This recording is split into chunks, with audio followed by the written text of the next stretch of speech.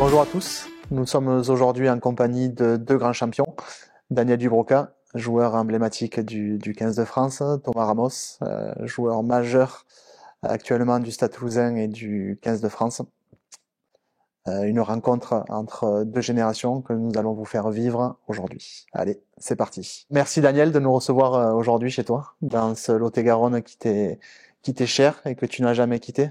C'est avec grand plaisir parce que au-delà d'avoir la chance et le privilège de recevoir Thomas, parce que pour moi c'est quelqu'un que je suis tout le temps à ce moment, mais c'est surtout une grande histoire d'amitié entre la famille Fraissinet et la famille Dubroca Panot, exploitant agricole. En préparant notre entretien, je me suis noté une petite anecdote. Tu as terminé ta carrière de joueur de rugby en 1988 et Thomas n'était pas encore né. Après, j'ai aucun doute sur la culture rugbystique de Thomas, donc je pense qu'il a bien travaillé. J'ai des notions de rugby même avant ma naissance, donc ça va. Ce que j'aime bien, c'est le fait qu'à l'époque aussi, il y avait cette fidélité à notamment un seul club. Et aujourd'hui, c'est vrai que c'est des choses qui se retrouvent un petit peu moins. Alors nous, au Stade Toulousain, on essaie quand même parce qu'on aime ce club et on y est attaché, d'y rester. C'est des choses, en tout cas, qui sont pour moi importantes. Il y a beaucoup de similitudes entre la décennie 80 que nous avons vécue avec Agen. Ça ressemble beaucoup aujourd'hui avec le Stade Toulousain. Nous, on a vécu ça un peu auparavant. Quand tu parles de fidélité, c'est un peu ce qui nous animait à nous aussi. Hein. On a joué dans un groupe qui a évolué pendant les années 80. Il y a eu peut-être 3 ou 4 changements en 10 ans. Ouais. Ce qui fait la force au final d'un groupe, je pense.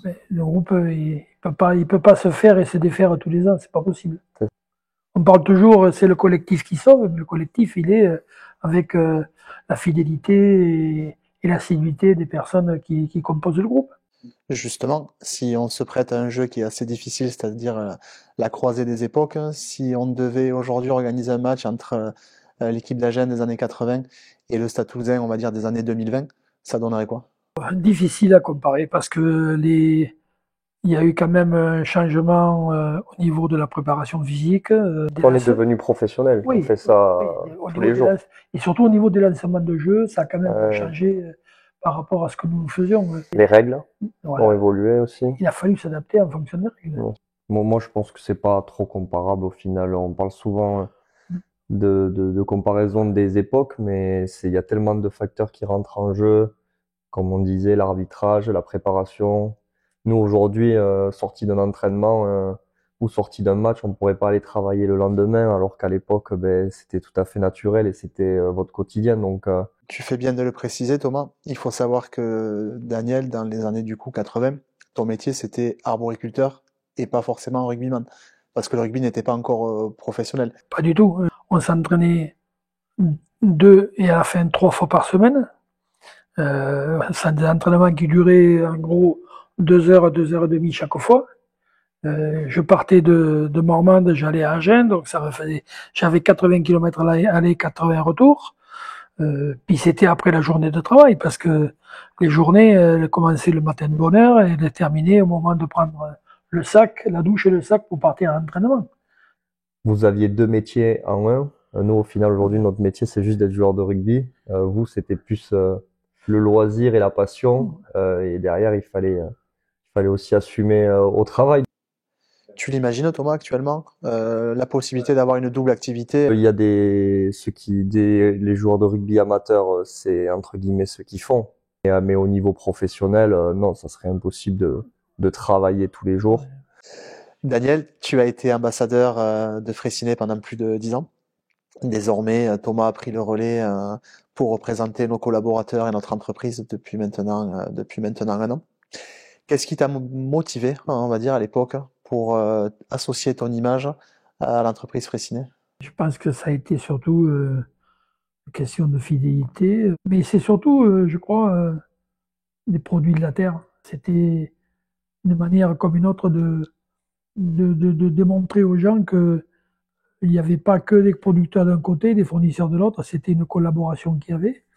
et cet esprit famille qui était entretenu par Luc et Thierry au sein de l'entreprise m'a toujours permis d'être peut-être bien dans cette relation-là, parce que nous avions des gens qui étaient des gens de la terre, des gens qui avaient les pieds sur terre et des gens qui avaient une seule ambition, c'était une collaboration qui soit en double échange. Dans les années 80, nous avons opté pour des productions entre guillemets raisonnées. En tant qu'arboriculteur, nous produisions 4500 à 5000 tonnes de pommes par an, donc c'était pas neutre. Et le fait de pouvoir produire des fruits sains avec à base de fumure organique ou organo-minérale, ça nous a permis d'avoir des produits leaders sur le marché. Thomas, quand Fraissinet t'a proposé de devenir ambassadeur, est-ce que c'était une suite logique Dans ma relation avec la famille, certainement au final, parce que moi j'ai l'impression d'avoir grandi entre guillemets aussi avec la famille Fraissinet et l'entreprise forcément Fraissinet. J'ai des souvenirs de mercredis entiers à partir avec mon grand-père, à venir. Lui, il était conducteur de poids lourd, donc il venait charger ou décharger à l'entreprise. Et au final, ma mère a travaillé et travaille toujours depuis plus de 20 ans avec vous. Donc ça me permettait de passer voir ma maman dans le bureau. De temps en temps, quand ils étaient au bureau, de voir Thierry et Luc. Voilà, après Luc a été président aussi du Sporting et on avait cette relation via le rugby aussi. Donc quand je suis arrivé à Toulouse, on s'est aussi entre guillemets retrouvé à Toulouse et ça fait quelques années qu'on se côtoie amicalement, si je peux dire ça comme ça. Donc bien évidemment que c'était aussi une continuité pour moi de ce que j'avais vécu dans ma jeunesse et avec beaucoup de fierté, bien évidemment. Daniel, tu profites aujourd'hui d'une belle retraite, hein, bien méritée, mais toujours on sent un lien avec un lien fort avec la terre. Est-ce que cette vie après le rugby, ancrée dans l'agriculture, c'est ce qui t'a aidé à rester aussi fort et authentique? Je pense que le milieu de la terre m'a permis d'avoir vraiment les pieds sur terre. On avait la chance de rencontrer des personnes et de voir des gens qu'on n'avait pas l'habitude de rencontrer. Si j'étais resté dans ma ferme, si j'avais pas joué en équipe de France, si j'avais pas joué à Agen, j'aurais jamais rencontré, j'aurais jamais eu la chance par exemple, de déjeuner à côté du président de la République une fois avant la Coupe du Monde ou du Premier ministre à Matignon. Quand tu es reçu à l'Élysée à Matignon, c'est pas en étant uniquement paysan et en produisant des pommes, c'est grâce au rugby. Et le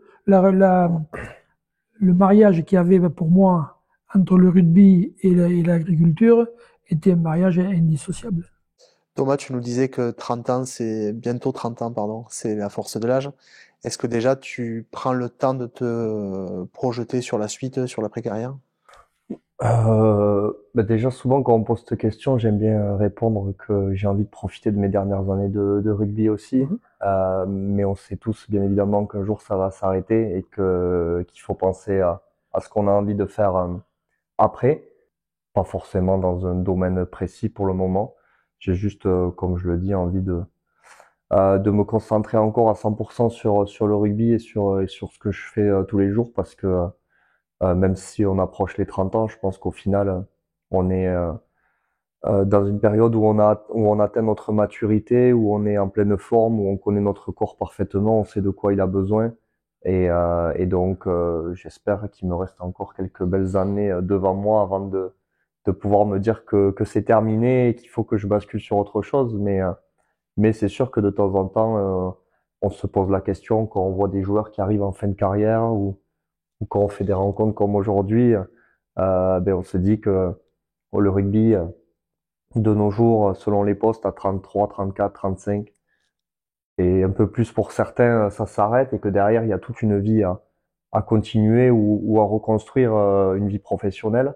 Donc oui, forcément, de temps en temps, on se pose la question. Daniel a la particularité d'avoir été joueur, entraîneur, sélectionneur, président également du club de rugby d'Agen. Il semblerait que dans ton côté personnel, côté amical, certains amis te prêtent une future carrière d'entraîneur et de président. Du coup, est-ce que c'est des amis? Parce que ça demande beaucoup de responsabilités, les 3 postes. Déjà, j'ai envie de me concentrer sur le rugby et les années qui me restent. Mets-toi bien dans la tête, Thomas, que le meilleure place, c'est sur le terrain. Franchement, profite au maximum parce que c'est là où tu vas t'éclater, tu vas prendre le plus de plaisir, tu Bien vas sûr. apprécier. C'est là où tu es reconnu. Ouais. Puis entraîneur, on est quand même proche du terrain. Oui, tu es toujours proche du terrain. Et Tu comme attends je le disais, on message. peut faire passer nos idées pour Ouais. que les joueurs dont on est tributaire fait. les... Faut avoir des leaders dont tu fais partie. Faut avoir des leaders sur le terrain et des relais qui portent ta parole. Bien sûr. Parce que encore maintenant, ça va. Les entraîneurs sont au bord du terrain, mais autrefois on était à les tribunes. Ah ouais? Moi, j'étais entraîneur d'équipe de France à 90-91, on était assis en tribune. Ouais. Et, Ouais, à la mi-temps, on voyait personne, hein, on ne descendait pas. Ah ouais. Non, non. Donc, Dur de faire passer les consignes, quoi. c'était très, très, très compliqué. Ouais. Mais bon, ça n'a pas empêché d'avoir des résultats et des. On a retrouvé un petit souvenir de l'époque. Je sais pas si tu t'en souviens, Daniel. C'est nos premières publicités. Ouais, muscu. Naturel. J'avais été en stage dans l'entreprise. Mon stage de 3e, je l'ai fait dans l'entreprise. Ah, très J'ai bien. fait tous les secteurs. Hein? Dont une journée à l'usine. Je suis rentré le soir, parce que les sacs, oui, ils pèsent lourd. Moi, j'ai des souvenirs professionnels qu'on évoque chaque fois qu'on se rencontre avec Luc et Thierry. Nous faisions des salons professionnels. Des salons où on rencontrait des gens, des producteurs, Mais et s'il y avait ce côté sportif, rugby, et l'image Falipou, Fraissinet. Daniel, merci. Avant de conclure, est-ce que tu aurais un dernier message à faire passer à Thomas, à nos collaborateurs qui verront également la vidéo, à nos clients, à nos partenaires? Je vais dire, profite au maximum. merci. Tant que tu es sur le terrain, c'est génial. Ouais. Vraiment, pour moi, ça ne m'a pas beaucoup changé parce que le terrain de rugby, le terrain de la ferme, de l'agriculture, ça toujours est pareil. Mais profite au maximum et bon, dis-toi bien que les plus belles années sont encore à venir. J'espère. Donc, mais c'est surtout aussi, prenez du plaisir et régalez-vous. Merci. Thomas, un petit mot sur cette belle rencontre? Ben, merci déjà de l'échange parce que je trouve que c'est hyper enrichissant de pouvoir échanger de notre passion à des moments de vie totalement différents. Et il y avait la même passion, la même joie, la même excitation de jouer, tout en ayant une vie totalement différente. Donc c'est hyper enrichissant, je trouve, pour nous aujourd'hui de se rendre compte que parfois on se plaint de petites choses et on se rend compte qu'au final on met tout à notre disposition pour être performant le week-end, ce qui était peut-être pas le cas des années en arrière. Et je trouve que de se servir de ce genre de moments et d'échanges ben, peut que de nous faire avancer, quoi. Merci à vous deux pour cette belle rencontre. Merci surtout pour votre spontanéité et votre liberté de ton. Et quoi de plus joli que cette rencontre pour un passage de témoin entre nos deux ambassadeurs, le premier et l'actuel. Merci beaucoup. À très bientôt.